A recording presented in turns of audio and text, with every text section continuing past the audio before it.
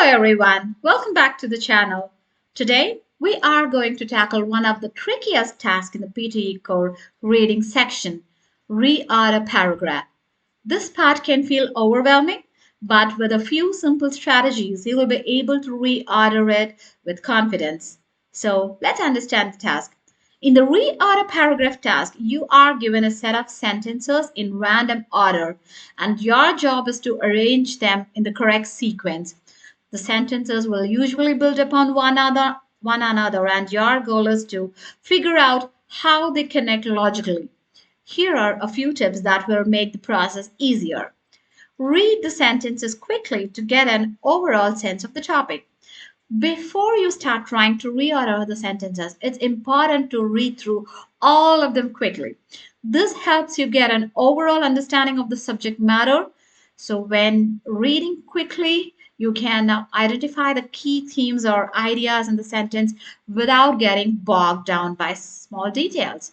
So, this step helps you form a big picture of what the paragraph is about, which is crucial for knowing how the sentences are supposed to fit together. The next one is to identify the main idea. One sentence usually introduces the central concept, right? Every well structured paragraph has a central idea or a topic sentence, right? We say it in another way, which introduces the main point of the text. In most cases, one sentence will clearly set up the topic or subject of the paragraph. This is usually the sentence that gives you the most context or background. Identifying the topic sentence is critical because it will help you anchor the rest of the sentences around it. But once you find it, the rest of the sentences will typically support or elaborate on this central concept or the main concept. The third one is look for connections. Pronouns and linking words can help you understand how sentences relate to each other. Sentences often use linking words such as therefore, however, for example, in addition, or sometimes pronouns like they, it, or this to establish relationship between ideas. These connections help you understand how the sentences are related and provide clues about their order. For example, if a sentence starts with as a result, it's likely the consequence of something mentioned earlier. Similarly, a pronoun like it, she, he might refer to something mentioned previously, which helps you connect the dots between ideas. And the last one is follow the natural flow.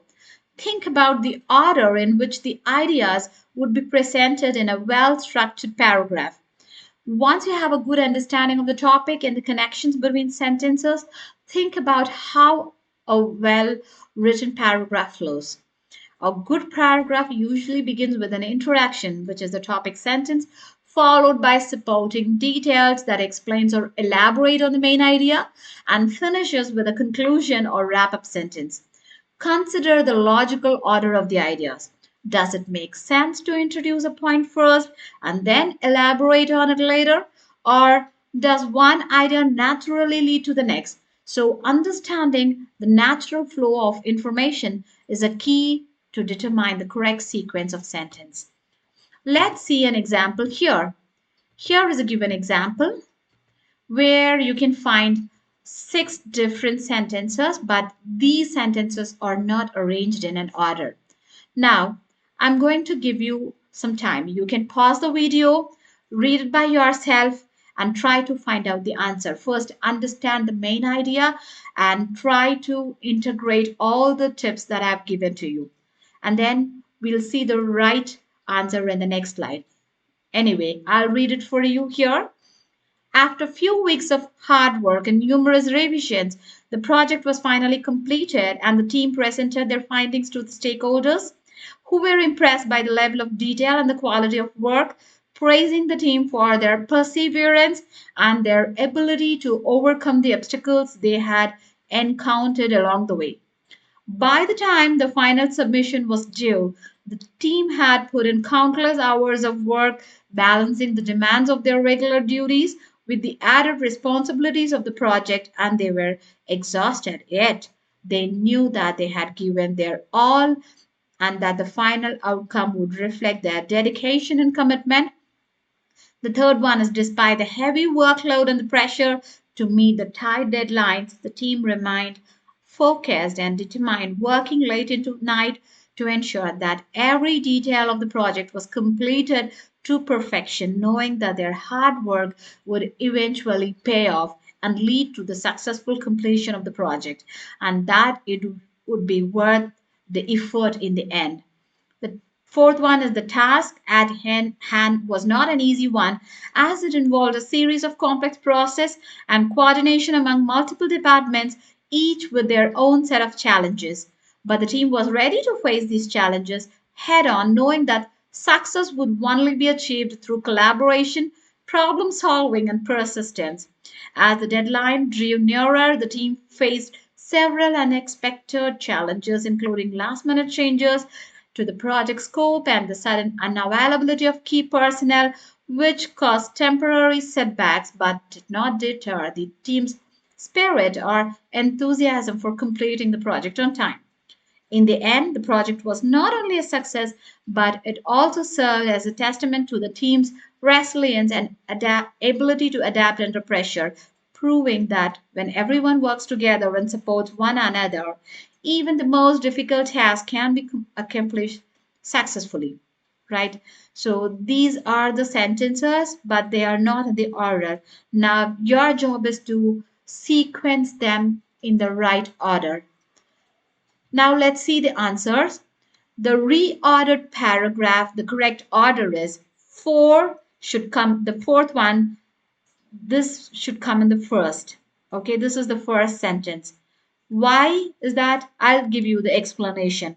So here it starts by introducing the task and the challenges involved, right? It sets the foundation by explaining the complexity of the project, the coordination required, and the team's readiness to tackle these challenges head on. So, this is the logical opening sentence as it gives the context for what follows. And the next one after this is the sentence 3. If you see here this sentence, here it is given describing how the team worked through the pressure and deadlines, emphasizes the team's determination and the long hours put into the project, making it a good continuation of the earlier description of the task and the challenges. Right? So after this comes the sentence 5.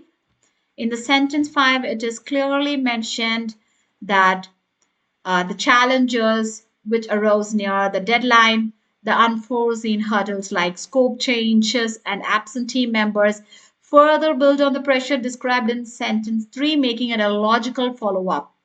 And after that, the sentence 2 so moves the story forward. This sentence it moves the story further forward, showing the team's exhaustion after putting in so much work, but also their pride in having done their best. So this helps illustrate the culmination of their effort, reflecting on the hard work and dedication required. Later comes the sentence 1. So here it describes the completion of the project, detailing the presentation to the stakeholders and the praise received by the team. It comes right after the team has put in all their effort and their work is finished. So it makes sense to follow the previous sentence with this result, right? And finally, as you all know, the sixth one, that's the last sentence because here it is clearly mentioned. You can find the key word here.